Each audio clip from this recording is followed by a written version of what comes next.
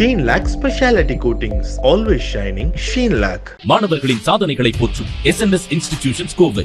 This summer, meet the Magical Mermaid at VGP Marine Kingdom from April 12th to May 31st. ஊடகமா சொல்ல நீங்க ஏதாச்சும் கிசுகிசு மாதிரி எழுதிக்கலாம் ஒழிய ஏன் வாயிலிருந்து வரக்கூடாது அப்படிங்கிற மாதிரி அக்ரிமெண்ட் இருக்குது. அதனால தான் இந்த விழியில் விழுந்து இதயம் நுழைந்து உயிரில் கலந்த உறவேன்னு ஒரு பாட்டு கேட்டிருப்பீங்க இல்லையா? ஆக்சுவலாக அதில் ரெண்டுமே கட்டி பிடிச்சிட்டு இருக்கும்.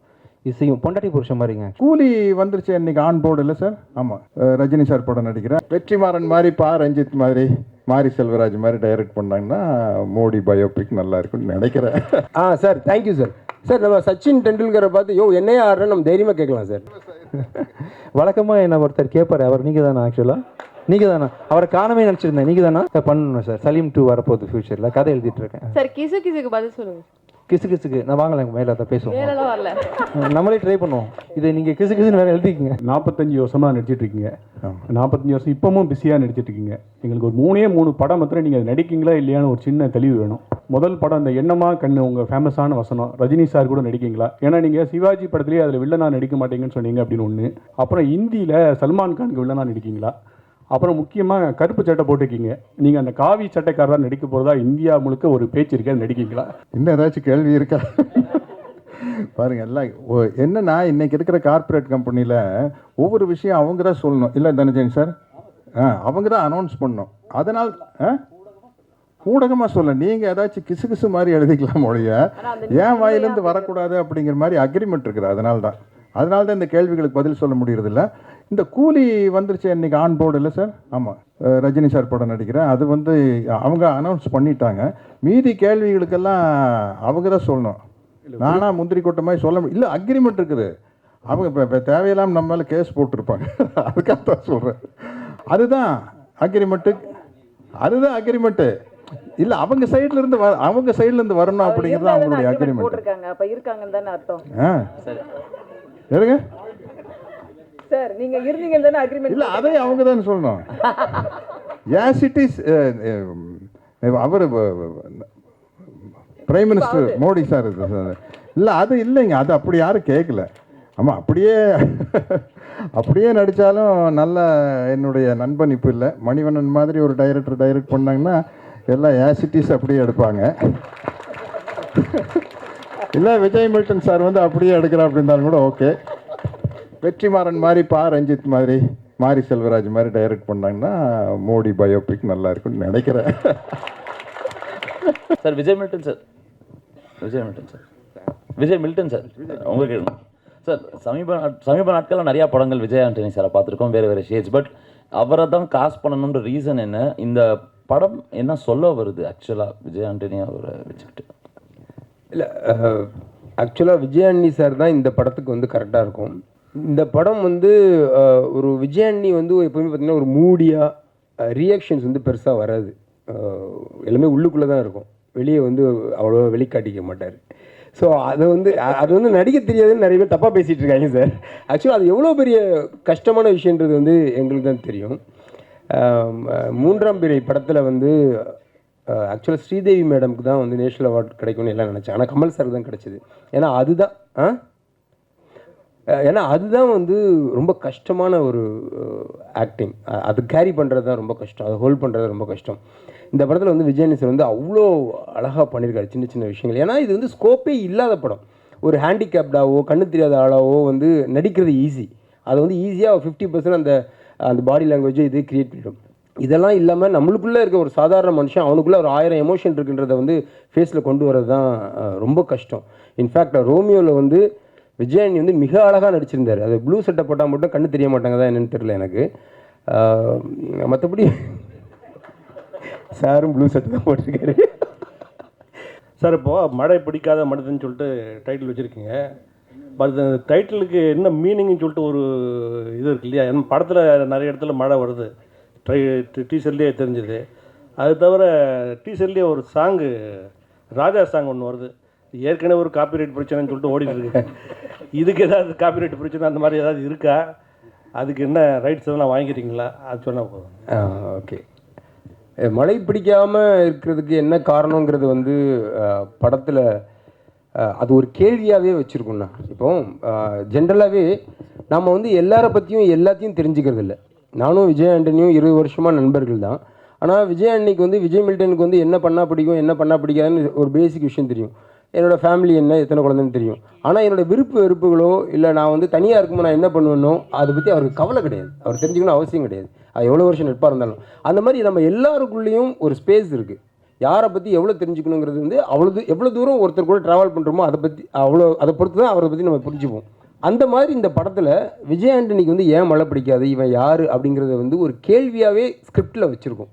இதுக்கு வந்து எந்தளவு ஆன்சர் பண்ணியிருக்குன்றது வந்து வியூவர்ஸ் சைடில் வந்து ஒரு பார்ட்டிசிபேஷனாக வச்சுருக்கோம். அதாவது எல்லாத்தையும் அன்டோல்டு ஏரியான்னு சொல்லுவாங்க. ஒவ்வொரு கதையிலையும் கதை வந்து எல்லாத்தையும் சொல்லிடும், கவிதை வந்து சொல்ல முற்படும். அந்த இன்பிட்வீன் கேப்ஸை வந்து வியூவர்ஸ் வந்து புரிஞ்சுக்கணும். அந்த மாதிரியான ஒரு விஷயம் வந்து இந்த படத்தில் நான் ட்ரை பண்ணியிருக்கேன். ஸோ அதனால் அந்த படம் பார்த்துட்டு நீங்கள் விஜய் அன்னைக்கு ஏன் மழை பிடிக்காதுன்னு சொன்னீங்கன்னா I will be happy. Vijay Antony இந்த படத்தில் ப்ரொமோ ஒன்று போட்டாங்க, டைரக்டர் நடித்த மாதிரி. அதில் ஒரு டைலாக் வருது, முதல் சீன்லேருந்து கடைசி சீன் வரைக்கும் ஒரே மாதிரி நடிக்கிறாருன்னு. உங்கள் நண்பராக இருந்தாலும் எப்படி அந்த சீனை நீங்கள் விட்டீங்க? கலாச்சிருக்காரு உங்களை? ஆல்மோஸ்ட் அதான் பண்ணுறேன் சார் ஆக்சுவலாக. இல்லை ஐ எம் சாரி. இல்லை அதாவது சார் தேங்க்யூ சார். சார் நம்ம சச்சின் டெண்டுல்கரை பார்த்து என்னையே ஆடுறேன்னு நம்ம தைரியமாக கேட்கலாம் சார். ஏன்னா அவர் எவ்வளோ ஆடுவாரும் உலகத்துக்கே தெரியும். அந்த மாதிரி எனக்கு ஒரு கான்ஃபிடென்ட் இருக்குது. அந்த சீனை பண்ணிவிட்டு ஃபஸ்ட்டு நான் அவருக்கு அனுப்பிச்சது அதுதான். சார் இது வேணுமா? ஏன்னா ஊரில் இருக்க எல்லா மடையங்களும் உங்களுக்கு நடிக்க தெரியலன்னு சொல்லிட்டு இருக்காங்க. அதுக்கு காரணம் வந்து நீங்களே வந்து சார் எனக்கு நடிக்க தெரியல சார், எனக்கு வராது சார், நான் வந்து ஒரு இன்ஜினியர் தான் சார், மியூசிக் வராது நீங்களாக சொல்லிக்கிறீங்க சார், ஆனால் உங்களுக்கு எல்லாம் தெரியுன்றது எனக்கு தெரியும். அப்படி சொல்லாதீங்க வெளியே. இந்த படத்தில் அதை நம்ம சொல்லணுமா வேணாமா நீங்கள் டிசைட் பண்ணுங்க. தயவு செஞ்சு சொல்லுங்கன்னு அவர் தான் சொன்னார். சார் அதான் நான் நேச்சுரலாக இருக்கேன் சார். எனக்கு கோவம் வந்தால் எப்படி இருக்கும், நான் சிரிச்சா எப்படி சிரிப்பேன், நான் காமெடி பண்ணால் எப்படி இருக்குன்ற மாதிரி. நான் இதான் எனக்கு தெரியலன்னு சொல்கிறேன்னா, மைக்கேல் மேனன் காமராஜன் ஒரு படம் பார்த்தேன் சார். ஆக்சுவலாக அதை பார்த்துட்டு இருக்கும்போது நம்ம தெரியும்னு சொல்கிறது வந்து தவறு. ஆக்சுவலாக ஸோ அது வந்து வேறு. நான் மியூசிக் சைடில் கூட நீ இன்றைக்கும் யார் கேட்டாலும் தெரியாதான்னு சொல்வேன். நான் சிம்பனி, ராஜா சாரோட கம்போசிஷன், அவரோட ரீரெக்கார்டிங் பேட்டர்ன் அதெல்லாம் பார்த்துட்டு கம்பேர் பண்ணிட்டு நான் வந்து சொல்கிறேன். இப்போ தெரியலன்னு சொல்கிறது ஒன்றும் தவறு இல்லை சார். தெரியலன்றதுக்கான அது எதுக்கான முதல் ஸ்டெப்புன்னா தெரிஞ்சுக்கிறதுக்கான முதல் ஸ்டெப்பு சின்ன ஒரு குழந்தைத்தன்மை நம்மக்கிட்டே இருக்கும். ஆக்சுவலாக எப்போவுமே தெரிஞ்சிச்சுன்னு சொல்லிட்டிங்கன்னா அப்படியே போர் அடிச்சிடும் வாழ்க்கையே. இப்போ தெரிஞ்சிச்சுன்னு சொல்லிட்டு அதுக்கப்புறம் என்ன இருக்குது லைஃப்பில்? ஒன்றுமே இல்லை. தெரியலன்னும் போது அது என்ன, இந்த எதுக்கு நீங்கள் படத்தை பார்க்க வரீங்க? உங்களுக்கு தெரியல படம் பார்க்க வரீங்க. ஆக்சுவலி நாளைக்கு எதுக்காக நீங்கள் ஒரு ஃப்ரெஷ் எக்ஸ்பீரியன்ஸ்க்காக போகிறீங்க? தெரியலன்றதுக்காக தெரிஞ்சுக்கிறதுக்காக போகிறீன்ற மாதிரி என் லைஃப்லேயும், என் கேரியர்லேயும், என் நடிப்புலையும், மியூசிக்லேயும், லைஃப் எல்லாத்துலேயுமே வந்து தெரில அப்படின்ற விஷயத்த பர்பஸ்ஃபுல்லாக இல்லாமல் தாட் ப்ராசஸில் வித்தியாசமாக அப்ளை பண்ணி பார்க்குறேன். நல்லா இருக்குது. சின்ன ஒரு க்ரோத் இருக்குது. ஃப்ரெஷ்ஷாக ஃபீல் பண்ணுறேன். குழந்த மாதிரி இருக்கேன் இந்த வயசுலையும். அந்த தாட் எனக்கு இருக்குன்றதுனால அது தெரியலன்றதுக்கு டேர்ம் அதான் சார். ஆக்சுவலி தாட் ப்ராசஸில் தெரியலன்னு சொல்கிறீங்க. ஆமாம். பட் உங்கள் சாங்ஸில் வந்து ஒரு கேட்சி ஃப்ரேஸ் ஒன்று நீங்களே கொண்டு வருவீங்க. அந்த கேட்சி ஃப்ரேஸ் பெரிய ஹிட் ஆகும். அதை வச்சு தான் ஒரு கேள்வியை, இந்த கேட்சி ஃப்ரேசஸ் வரிகள் அதுதானா இசைதானா எது வந்து இன்னைக்கு ஒரு கான்ட்ரோவர்சி பெருசா ஓடிக்கிட்டு இருக்கு. யாருமே ஸ்ட்ரெயிட்டா பதில் சொல்ல மாட்டேன்றாங்க. ரெண்டு கண்ணும் தேவைன்றாங்க, ரெண்டு கையும் தேவைன்றாங்க. யாராவது ஒருத்தர் கட்ரோட்டா இதுதான்ப்பா அப்படின்னு சொல்றதுக்கு தயங்குறாங்களா இல்ல எது உண்மை? இந்த வெளியில் விழுந்து இதயம் நுழைந்து உயிரில் கலந்த உறவைன்னு ஒரு பாட்டு கேட்டிருப்பீங்க இல்லையா? ஆக்சுவலாக அதில் ரெண்டுமே கட்டி பிடிச்சிட்டு இருக்கும். இசையும் பொண்டாட்டி புருஷன் மாதிரிங்க. ஆக்சுவலாக ஒரு ஸோ இதில் பொண்டாட்டி பெருசா புருஷன் பெருசான்னு கேட்டால் ரெண்டு பேரும் தான், உறவு தான் முக்கியம். ஆக்சுவலி ஒன்று தாண்டி ஒன்று. வெறும் சிம்பனி பொறுத்த வரைக்கும் பார்த்தீங்கன்னா மியூசிக் தான். படத்தில் ரீரெக்கார்டிங் பொறுத்த வரைக்கும் மியூசிக் தான். ஸோ பாட்டுன்னு வரும்போது அதில் வந்து கண்டிப்பாக லிரிசிஸ்டோட கான்ட்ரிபியூஷன் இருக்குது. எல்லாம் சேர்ந்தது தான். ஏதோ சின்ன விஷயத்தில் ஏதோ சொன்ன விஷயத்த பெருசாக தவறுதலாக புரிந்து பரப்பப்பட்டுருக்கு. ஆனால் அதை கிரியேட் பண்ண ரெண்டு பேருக்குமே தெரியும். ராஜா சாருக்கும் தெரியும், வைரமுத்து சாருக்கும் தெரியும். அவங்க தெளிவாக தான் இருக்காங்க. நிறைய பேர் இங்கே கன்ஃபியூஸ் ஆகி அதை பற்றி ஒரு வதந்தி கிளப்பிட்டு இருக்காங்க. நம்ம கூலாக இருக்கலாம், தப்பு இல்லை.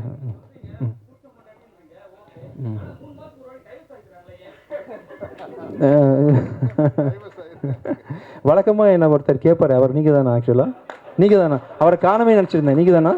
இல்லை ஒருத்தர் அவர் வந்திருக்காரா இன்னைக்கு? அவர் வரல. என்னடா ஒரு காணவேன்னு பார்த்துட்டு இருந்தேன். இந்த கேட்டு இன்னொருக்கு. ஆமாம் ஆமாம்.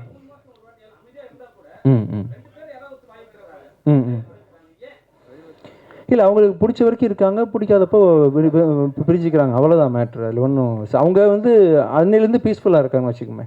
அவங்க வாழ்க்கை அவங்களுக்கு ரொம்ப டாக்ஸிக்காக இருக்குது. இந்த நாள்லேருந்து நம்ம வேறு மாதிரி வாழ்ந்து பார்க்கலாம். நண்பர்களாக மாறிடுறாங்க. புருஷன் பண்ணுறது ஃப்ரெண்ட்ஸாக மாறிடுறாங்க. அதான் நான் சொல்றது புரிஞ்சுச்சுங்க. இதோட முடிச்சுக்கலாம்னு நினைக்கிறேன். ரமணா சார் உங்களுக்கு ஒரு கேள்வி.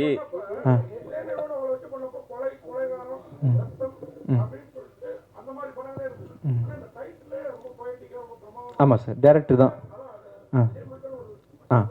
ஆமாம் ஆமாம்.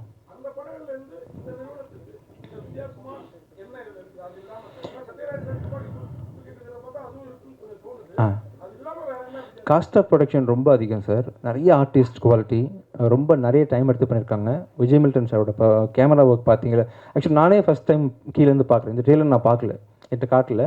ஃபஸ்ட் டைம் பார்க்குறேன். எனக்கு திடீர்னு இந்த கதையில் இருந்த எனக்கே இது வந்து பிரம்மாண்டமாக இருந்துச்சு.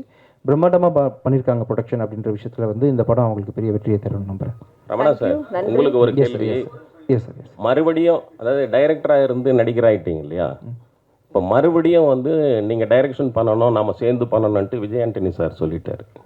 இப்போ நீங்கள் மறுபடியும் டைரக்ஷன் பண்ண வந்தால் அவருக்கு என்ன மாதிரி கதை வச்சுருக்கீங்க, என்ன மாதிரி கேரக்டர்கள் கொடுப்பீங்க? கொஞ்சம் கடந்த ஒரு 3 வருடமாமே நானும் விஜய் ஆண்டனியும் கொஞ்சம் நெருங்கி தான் பழகிட்டு இருக்கோம். இந்த படத்தில் மூலமாக அவரோட நான் ட்ராவல் பண்ணுறது, அவரோட இருக்கிறது, அவரோட பேசுகிறது, சினிமாவை தாண்டி நிறைய நாங்கள் 2 பேரும் பேசுகிறது அப்படின்ற நிறைய சந்திப்புகளும் நிகழ்வுகளும் நடந்திருக்கு. இதனோட கலெக்டிவாக, அதாவது வந்து ஒரு ஹீரோவாக, ஒரு மியூசிக் டைரக்டராக, ஒரு ப்ரொடியூசராக, ஒரு சக மனிதனாக, ஒரு வெற்றி தோல்விகளை சந்தித்த ஒரு போராளியா, இது எல்லா சார்ந்துமே அவரோட எனக்கு ஒரு குறிப்பிட்ட காலம் அவரோட நான் கடந்திருக்கேன். இதனோட பிரதிபலிப்பாக அந்த கதை இருக்கும். விஜய் ஆண்டனி சார், போன ஆடியோ லான்ச், அதாவது ரோமியோ படத்தோடைய ஆடியோ லான்ச்சில் வந்து ஏதாவது ஒரு கிசு கிளப்பணும் அப்படின்னு சொன்னீங்க. இதில் எதுவும் இல்லையா? நீங்கள் ட்ரை பண்ணுறீங்களா? அதாவது நான் டைம் தரேன், 5 நிமிஷம் வெயிட் பண்ணுறேன். இங்கே கொஞ்சம் நீங்களாக வெயிட் பண்ணிங்கன்னா நானும் வெயிட் பண்ணுறேன். ஏதாவது கடினமாக முயற்சி பண்ணி ட்ரை பண்ணுறீங்களா? சரி, அப்போ நான் சார் பண்ணணும் சார். சலீம் 2 வரப்போகுது ஃபியூச்சரில், கதை எழுதிட்டு இருக்கேன் சார். கிசுக்கு பதில் சொல்லுங்க. கிசுக்கு நான் வாங்கலை, மேலே அதை பேசுவோம். மேலெல்லாம் வரல, நம்மளே ட்ரை பண்ணுவோம். புது இயக்குனர்கள் வந்து உங்களுக்கு நிறைய கதை சொல்றாங்க. ஆமாம் ஆமாம் ஆமாம். அதை பற்றி நீங்கள் சொல்லுங்க. இல்லை, ரொம்ப யங் டேலண்ட்ஸ்லாம் ரொம்ப அதுவே கிசுக்கு தான் நீங்கள் சொல்லணும். அது எப்படி பாப்பா உங்கள் பேர் என்ன பாப்பா? இல்லை, திறமையான இயக்குநர்கள் வராங்க. முன்னாடிலாம் பார்த்தீங்கன்னா ஃபிலிம் ரோல் இருந்தால் தான் படம் எடுத்து பார்க்க முடியும், ரொம்ப கஷ்டம். இப்போ பார்த்தீங்கன்னா வெறும் ஃபோன்லேயே வந்து நம்ம வீட்டில் ஷூட் பண்ணிக்கலாம், ஃப்ரீ சாஃப்ட்வேர்ஸ் எடிட் பண்ணிக்கலான்ற மாதிரி இப்போ வந்து படம் பண்ணுற ஃபில்ம் மேக்கர்ஸ் எல்லாமே வேறு லெவலில் பண்ண ஆரம்பிச்சிட்டாங்கன்ற வரி க்ரோத் இருக்குது. இதை நீங்கள் கிசுன்னு வேறு எழுதிக்கிங்க. Sheen Lac Specialty Coatings, always shining. Sheen Lac. மாணவர்களின் சாதனைகளை போற்றும் SNS Institutions Kovai. This summer, meet the Magical Mermaid at VGP Marine Kingdom from April 12th to May 31st.